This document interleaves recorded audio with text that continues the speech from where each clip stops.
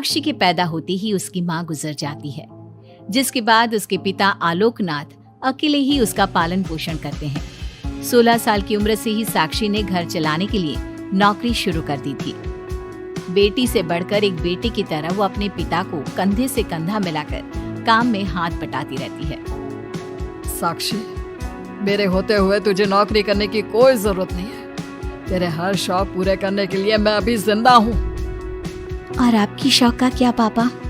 आपके भी तो कुछ शौक होंगे ना, मुझे वही सब पूरे करने हैं। मेरे शौक का क्या बेटा, मैं तो बूढ़ा हो चुका हूँ। मेरे शौक तो तेरी माँ के साथ ही कब के मर चुके हैं। अब तो सिर्फ एक ही सपना है मेरा कि जल्दी से किसी अच्छे लड़के को देखकर तेरी शादी करा दूं।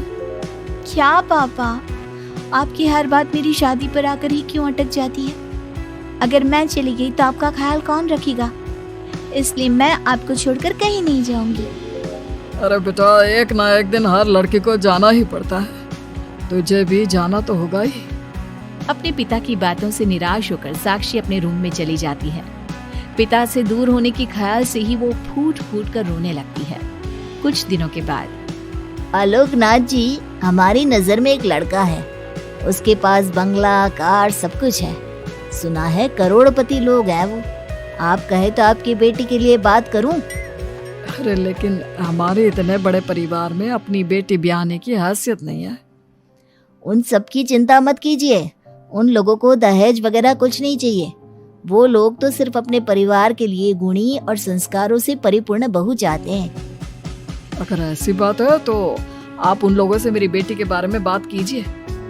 मेरी बेटी में वो सभी गुण हैं जो वो अपने परिवार की बहू के लिए चाहते हैं। इस तरह वो साक्षी का रिश्ता लेकर अर्जुन नाम की लड़की के परिवार के पास जाता है। साक्षी की फोटो देखकर लड़के वाले उसे झट से पसंद कर लेते हैं, जिसके बाद अर्जुन के परिवार वाले साक्षी को देखने उसके घर पहुंचते हैं। आलोकनाथ जी, हमें तो आपकी लड़की फोटो में ही पसंद आ गई, और फिर भाई साहब ने आपकी लड़की की तारीफ भी बहुत की है। अब तो बस आप हमें उससे मिलवा ही दीजिए। साक्षी बिटिया, बाहर आना तो। साक्षी। अपने पिता की आवाज सुनकर साक्षी तुरंत बाहर आ जाती है और एक एक करके सभी के पैर छूती है। आलोकनाथ जी, आपकी बेटी तो सच में बहुत गुणवान और संस्कारी लगती है। बिटिया, क्या क्या शौक है तुम्हारे? पापा, और अपनी जरूरतें पूरी करने के अलावा मेरे और कोई शौक नहीं है। आपने अपनी लड़की को सच में बहुत अच्छे संस्कार दिए हैं भाई साहब। इसे अपने घर की बहू बनाना तो हमारे लिए सौभाग्य की बात होगी। इस तरह सबकी राजी खुशी से अर्जुन और साक्षी की शादी भी हो जाती है। साक्षी की सास उसे एक माँ का भरपूर प्यार देती है और कभी उसे मायके की कमी महसूस नहीं होने देती। साक्षी बेटा, तू आराम कर। सुबह से घर के काम पर लगी है, थक गई होगी अब बिटिया। नहीं माँ, मैं ठीक हूँ, आप चिंता मत कीजिए। मैंने कहा ना, अपने रूम में जाकर आराम कर। अरे काम की टेंशन मत ले। अपनी सास की जिद के आगे हार मानकर साक्षी अपने रूम में चली जाती है। थोड़ी देर बाद उसका पति भी वहाँ पहुँच जाता है। साक्षी, तुमने मेरी रेड कलर की फाइल देखी क्या? जी नहीं, मैंने तो आपकी कोई फाइल नहीं देखी। साक्षी, तुमसे मेरी एक फाइल तक नहीं संभाली जाती। 1000 बार बोला है तुमसे कि मेरे सामान को हाथ मत लगाया करो, मेरी सुनती कहाँ हो तुम? माँ ने बहुत सर पर चढ़ा रखा है तुम्हें। अर्जुन के इतना कहते ही साक्षी रोने लगती है। साक्षी के रोने की आवाज सुनकर उसकी सास वहाँ पर आ जाती है। साक्षी बेटा, क्यों रो रही है? इस नालायक ने कुछ किया है क्या? साक्षी अपनी सास मीना को सारी बात बताती है। क्यों? गधे, अपनी फाइल का खुद तो ध्यान रखता नहीं और बहू को ताने देता है। माँ, अब तो रहने ही दो। आपको हर समय अपनी बहू ही सही लगती है। सही लगती नहीं, सही है मेरी बहू। माँ समझाइए ना इन्हें, ये हर समय मुझ पर गुस्सा करते रहते हैं। खबरदार अर्जुन, जो आज के बाद तूने मेरी बहू के साथ ऐसा बर्ताव किया तो मुझसे बुरा कोई नहीं होगा। अपनी माँ की डांट सुनकर अर्जुन वहाँ से चला जाता है। बहू, अगर दोबारा ये तुम्हें ऐसा कुछ कहे तो तुम मुझे आकर फौरन बोल देना। मैं हमेशा तुम्हारे साथ खड़ी रहूंगी बेटा। माँ, आप सच में बहुत अच्छी हो। मुझे बचपन से लेकर आज तक कभी एक माँ का प्यार नहीं मिला, लेकिन जब से आप मुझे मिली हैं, तब से मुझे माँ की कमी कभी महसूस नहीं हुई। अरे पगली, मैं भी तो तेरी माँ ही हूँ, और मेरे होते हुए अब तुझे कभी अपनी माँ की कमी महसूस नहीं होगी। एक दिन साक्षी, अब मैं तंग आ चुका हूँ तुमसे। भगवान के लिए मुझसे दूर रहा करो। अब मुझे ना चिढ़ होने लगी है तुमसे। अर्जुन, ये क्या तरीका है अपनी पत्नी से बात करने का? माँ प्लीज, आप रोज रोज इसके पैरवी करने मत आया कीजिए। अरे क्या हुआ, सुबह सुबह तमाशा क्यों लगा रखा है? पापा, आपको पता है, इस साक्षी की वजह से मेरा लैपटॉप खराब हो गया है। ऑफिस का पूरा डाटा इसी में था, और देखिए ना, इसने उस पे चाय गिरा दी। अब मैं अपने बॉस को क्या जवाब दूंगा? माँ, मेरा यकीन कीजिए, मैंने जानबूझकर चाय नहीं गिराई। मैं तो इन्हें दे रही थी चाय, लेकिन इन्होंने ही ठीक से नहीं पकड़ी। अच्छा, तब इसमें भी मेरी ही गलती है। वाह साक्षी वाह। अर्जुन, तू बहू पर इतना क्यों भड़क रहा है? अब जो हो गया सो हो गया।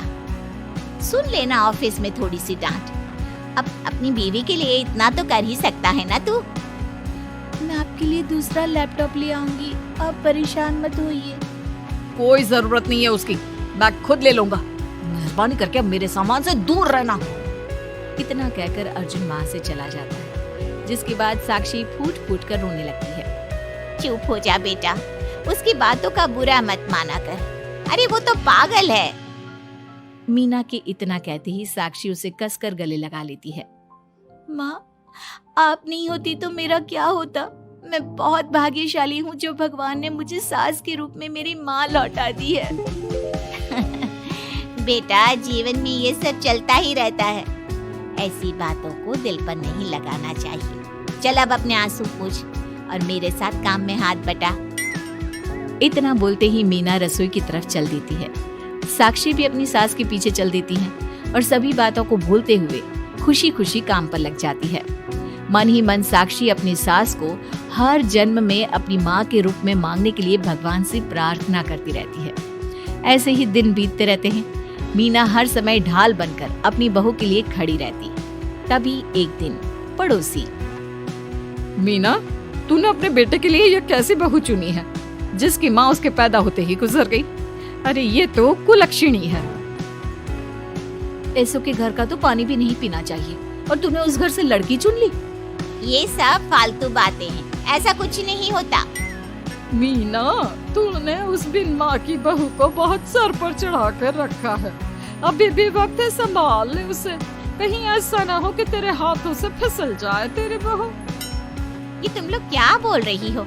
मेरी बहू बाकी बहू जैसी नहीं है, वो तो कोहिनूर से भी कीमती है मेरे लिए। हमारा काम था तुझे समझाना।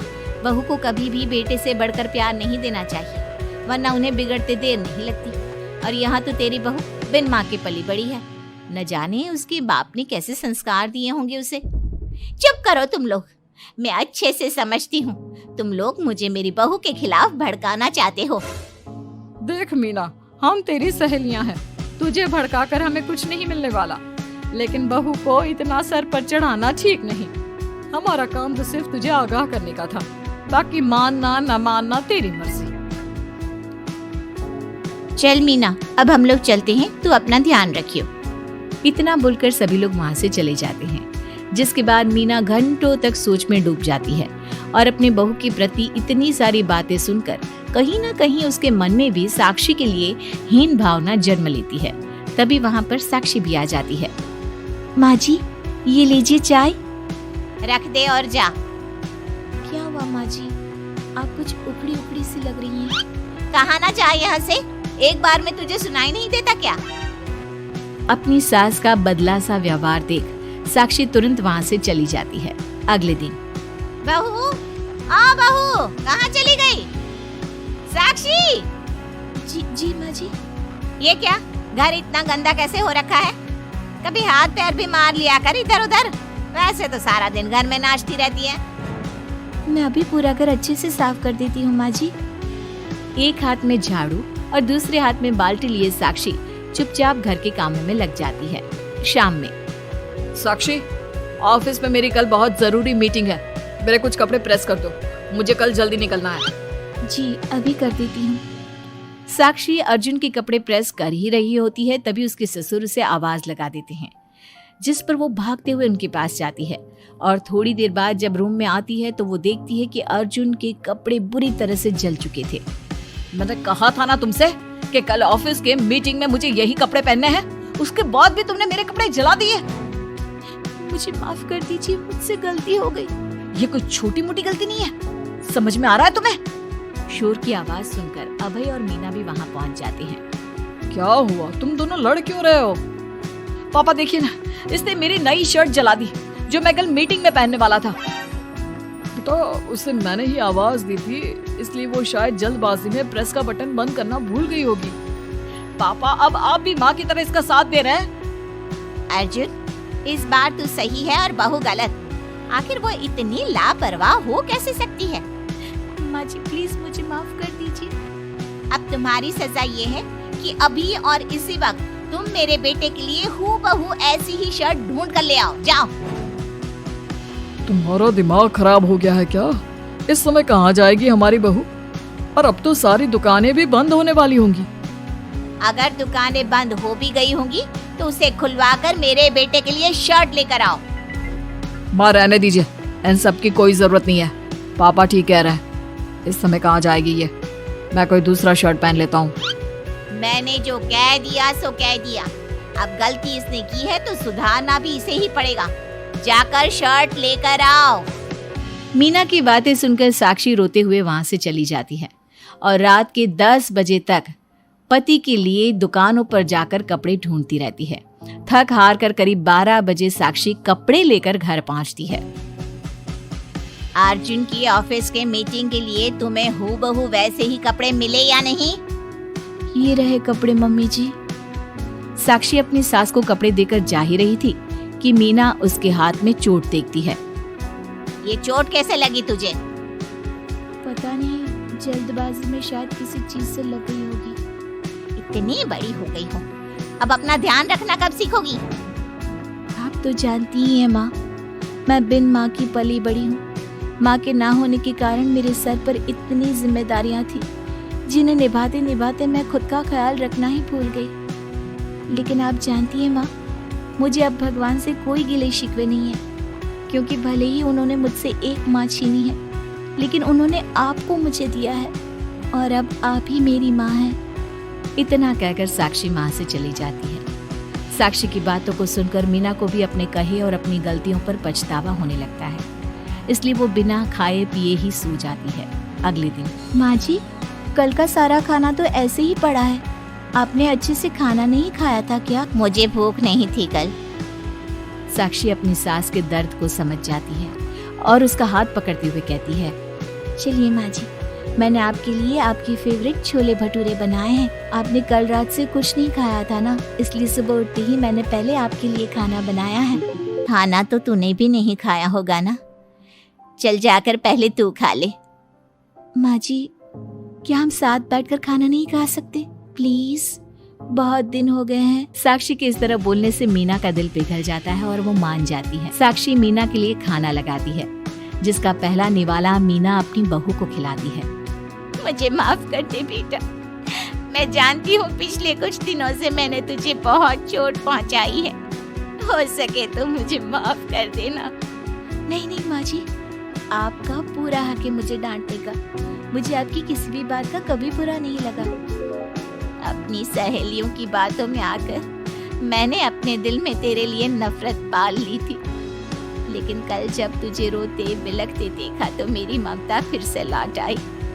मुझे माफ कर दे बेटा, मैं एक अच्छी सास नहीं बन सकी।